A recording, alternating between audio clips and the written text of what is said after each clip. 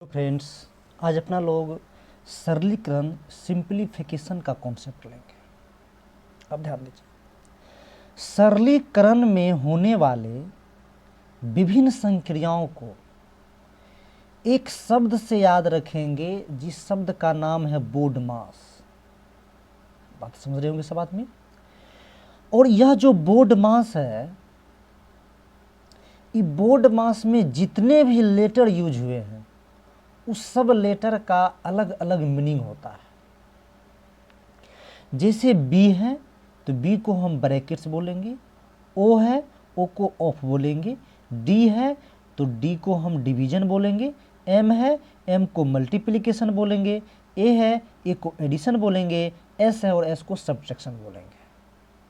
बात समझ रहे हैं। तो सरलीकरण में होने वाले जितने भी संक्रियाएं होंगे उस शब्द को इस शब्द से याद रखेंगे, बोर्ड मास से। तो चलिए अपन लोग देखते हैं। बी का मीनिंग है ब्रैकेट्स। बी मतलब क्या बोले अपन लोग?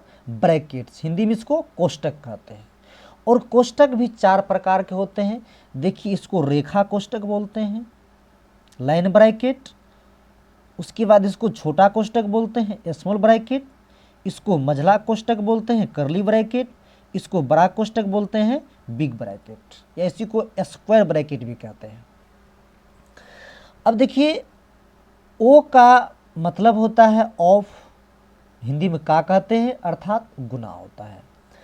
उसके बाद डी का मतलब डिवीजन होता है, इसको भाग कहते हैं, और भाग का जो सिंबल होते हैं ऐसे अपन लोग देते हैं। उसके बाद एम का मतलब मल्टीप्लिकेशन से है, मतलब एम मतलब क्या बोलेंगे? मल्टीप्लिकेशन। हिंदी में इसको गुना बोलेंगे, और गुना का सिंबल ऐसे क्रॉस टाइप का होता है। उसके बाद और आप लोग देखिए, आगे है ए से एडिशन बोलेंगे, योग, या इसी को जोड़ कहते हैं, इसको प्लस से दिखाते हैं।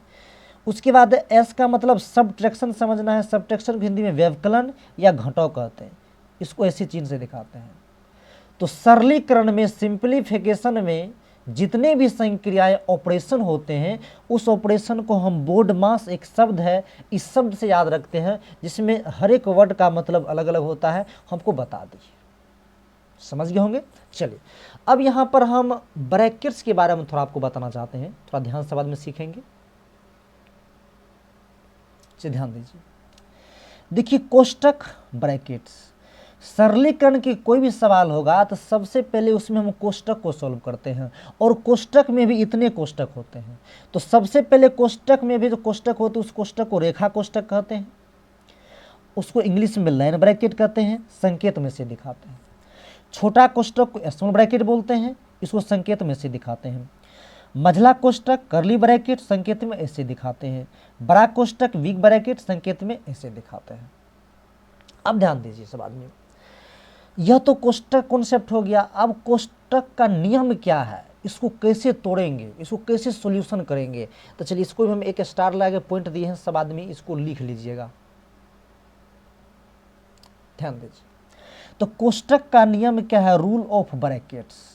तो रूल क्या है, मतलब ब्रैकेट क्या रूल है?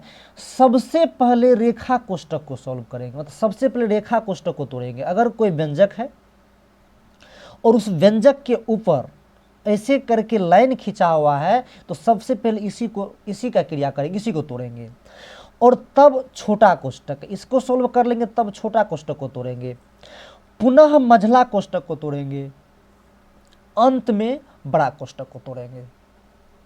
बात समझ में आया? सबसे पहले रेखा कोष्टक को, तब छोटा कोष्टक को, पुनः मझला कोष्टक को, अंत में बड़ा कोष्टक को तोड़ेंगे। आशा करता आप समझ गए होंगे। चलिए, एक शब्द और आप लोग को हम समझाना चाहते हैं, इसको सब आदमी याद भी कर लेंगे। सरलीकरण का क्रम क्या है? तो ध्यान दीजिए, सरलीकरण का क्रम है, मतलब पहले का कर, पीछे भाग, तब गुना, तब जोड़ घटाव। सरलीकरण के सवाल को जब सोल्व करेंगे तो यह समझिए आपको रामबाण का काम करेगा।